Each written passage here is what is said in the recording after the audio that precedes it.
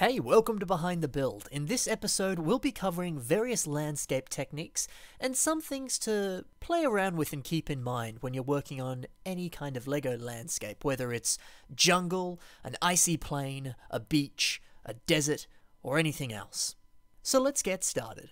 One of the best tips I can suggest is to base everything off of real life.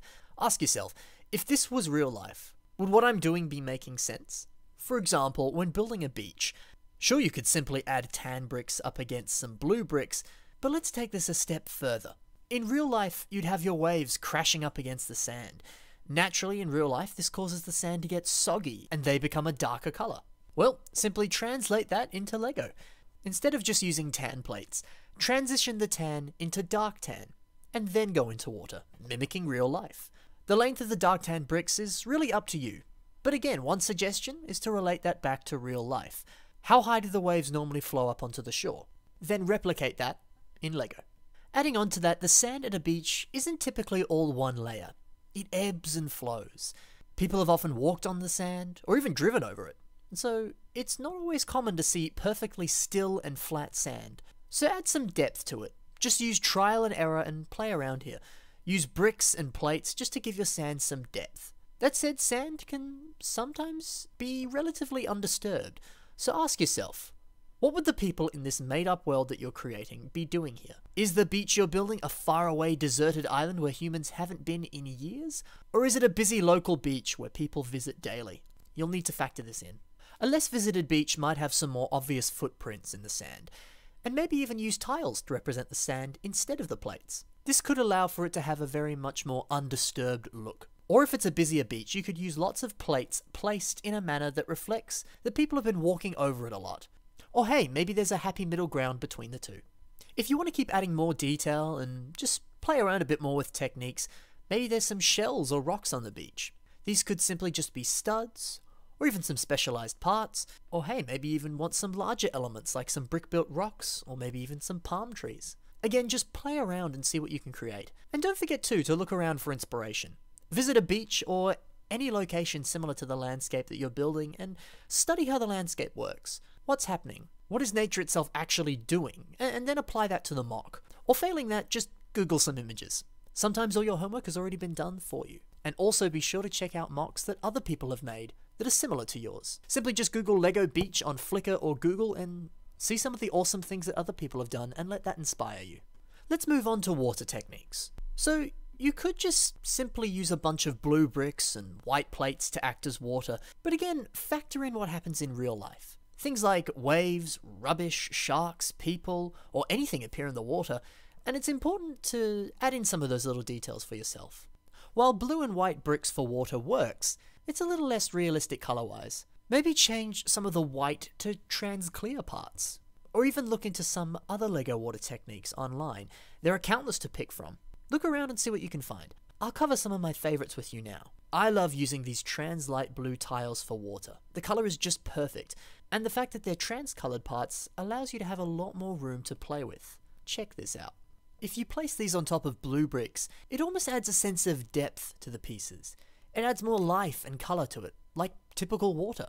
But if you place some other shades of blue under it, or even other colors like, say, black or green, you get even cooler effects. You're basically able to create brand new colors by partnering the trans pieces with other colors and shades. It's fantastic, and the possibilities you can play with really expand. Maybe you're building a swamp, so you'll place green bricks under some trans plates to create murky water. Or you want to simulate the ocean getting deeper and deeper, so you line up an array of shades transitioning from lighter to darker colors to do this. Here's an example of how effectively that can work. When using this technique, you can use really any trans-colored parts, and it still works just as well. The only downside here is that you can still see the studs through the tile. Okay, maybe it's not such a huge deal, but maybe it's not the look you're going for. So here's a simple addition that can make this look even more realistic. Grab your brick, whatever color it may be, and place a 1x2 trans-clear plate on top. And then above that, place your trans-colored tile. This way, the studded effect under it is diminished, and you're still able to play with the colors and create depth like we mentioned before. And personally, I think that this looks exactly like water. Overall, the reason I love this technique so much is because you're able to play so easily with things. you're able to make everything look extremely realistic. And don't forget, you can also add things on top of the water like waves or boats to go along with it. The possibilities are truly endless. So we spoke about tiles versus plates before.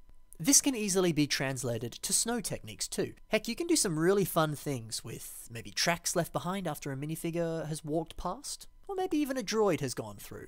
Our friend R2-D2 here would obviously leave some tracks behind if he was travelling over the snow.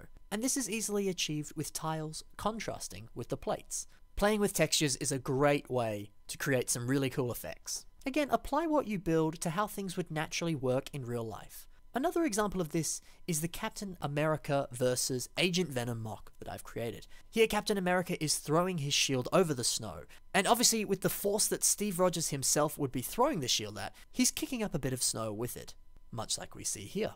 It's pretty easy and fun to play around with landscape techniques. Just factor in how different things would be affecting the landscape. Another great tip, when building landscapes, focus on how things have naturally progressed in nature. So for example, don't build the house first and then construct the mountain and the landscape around it. Naturally the mountain would have formed first, and then people would have come in years later and built a house around it and all sorts of other things. So keep that in mind when you're building. Build the landscape first, then come back and add in paths, buildings, or anything else that's man-made. Because, well, that's how it works in the real world. This will help create a very organic and realistic feeling in the mock. Of course, sometimes there are times you can ignore this rule and take liberties depending on what your idea is. If you need to start building the man-made aspects first because you'll have to just come back and take things apart later, or it's very vital to start that soon just so that everything is structurally sound, then by all means break that rule. And with that, the advice that I'm giving is just suggestions on how to improve. By all means, take everything I'm offering with a grain of salt and break all the rules. That's how you can start to think outside the box and come up with even better ideas and concepts after all. Now let's talk about color schemes.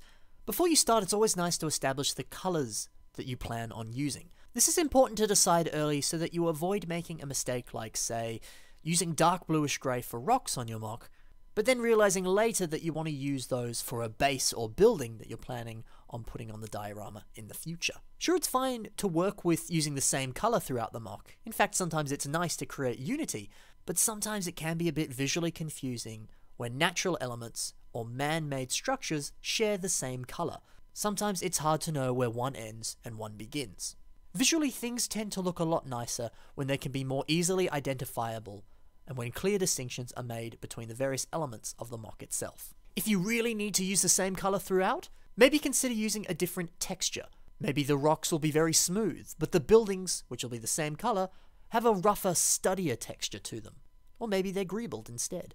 When thinking about the colors you want to use, try not to use too many. This can make things way too distracting sometimes. Again, go for what looks natural and think about how it would appear in the real world. Here's a mock I made that features a custom minifigure of one of my all-time favorite superheroes, Daredevil. When building this, I really wanted to experiment with a muddy and dirty landscape, one you typically find out in the middle of nowhere. On top of that, I wanted to convey a dark, nighttime atmosphere in the mock. Conveying atmosphere can be tough, but I think color scheme is a great way to do so.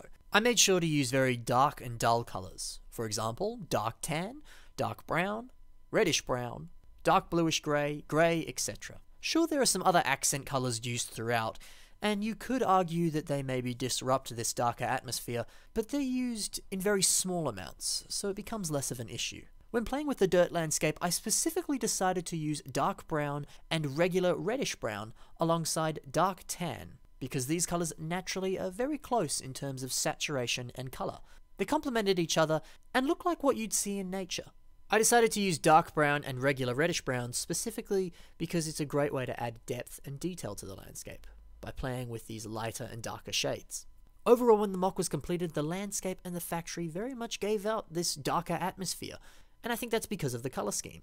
Next, I specifically made sure to use a bright red Daredevil minifigure to help make him the focal point of the mock. That way he doesn't get lost in the large-scale diorama. While this works to a degree in this mock, in hindsight, placing Daredevil so far away from the other visual elements on this mock, which is the factory, kind of allows him to get a little bit too drowned out in my opinion. If I were to revisit this diorama, I'd either A, remove the landscape on this end, as it's too far away from the other vital elements of the mock, Or instead, I'd extend the factory over onto Daredevil's side so that he pops up even more against the dark backdrop of the factory, and not in the negative white space behind it. That's something else to factor in, is how all the visual elements of the landscape and buildings, or even the vehicles and everything else on the MOC, how all of it flows together. It's important that no one element dominates a MOC, as it can start to drown out the other elements. Ask yourself what you feel is the most important element on the MOC, and find ways to direct the viewer's attention to that area. This can be done with color scheme, or simply playing with levels. What I mean by playing with levels is that sometimes landscapes can become very one-dimensional. In the MOC I created called Twin Suns, Obi-Wan and Maul are the dominant focal points. However, the rest of the landscape is just too flat, and you lose interest in the MOC as everything is simply on one level. This MOC was inspired by an episode of Star Wars Rebels, and sadly the source material didn't really allow me to add much to the MOC, as the actual scene has very little to it other than Obi-Wan and Maul. So I added my own touch to the MOC, and added a moisture vapor unit. This way the landscape becomes a little more dynamic, and the former issue of not really having any points of interest is no longer an issue, as we play with multiple heights and multiple levels, the first level being the landscape, the second level being the minifigures, and the third level being the moisture vapor unit. If you've ever watched a play, often directors play around with levels, with their actors, and with the visual elements on a set. Much like I described before, if everything is all one level, it's not as interesting, things get a little boring. So often you'll see that with actors. Some of them will be standing, some will be sitting, and some will be lying down or crouched. And then that way you're playing with 3 different levels, and things are visually interesting. And the same thing applies here with LEGO. This MOC leads me nicely into my next topic, which is borders. How do you want to cap off a diorama? With a nice black border to frame things nicely? Or simply just cut it off where the base plate ends? Maybe you'll transition the landscape down, like the Star Wars MOCs. Or you could have the landscape slowly fade away as it's done so here. There are many possibilities. Again, ask yourself if the way the diorama ends can establish more atmosphere. In my MOC Superior Venom vs. the Avengers, I made sure that the edges of this MOC were built in a manner that helped create a sense of chaos. I made the road and the path look very broken and damaged, and this helps build up a sense of chaos and action in this MOC that depicts a fight scene. Now let's talk about rock work. I know a lot of people hate rock work, but some people, like me, absolutely love it. I think the best way to approach rock work is simple trial and error. Be sure to use lots of different slopes and plates, and make sure things look visually different. Simply placing the same slopes on top of each other isn't very realistic and can look too uniform. And naturally, rocks rarely look so uniform. Another great way to expand on rock work is using the technique SNOT, studs not on top. This means finding ways to connect pieces upside down or on their side. This technique often uses lots of bricks with studs on the side to do so. Doing this gives you a lot more room to play with and makes things visually look nicer. Finally, let's quickly talk about plants. There are a whole bunch of different plant pieces that you can use. Again, simple trial and error is the best way to make sure that things look organic and natural. One thing I often find useful is if you need an additional splash of colour on a building, use leaf pieces to make vines climbing up the building. It looks natural and is a great way to add an accent colour. And this can be applied too with landscape. If you need an accent colour, adding in some stems in a different colour can often add a nice sense of depth or a nice accent point to the MOC. And really that's all that I have time for today. But before we finish, let's do a quick recap. Make sure things look natural. If this were the real world, would this make sense? For example, maybe a mountain wouldn't just suddenly appear in a grassy plain. There would be smaller rocks leading up to it perhaps.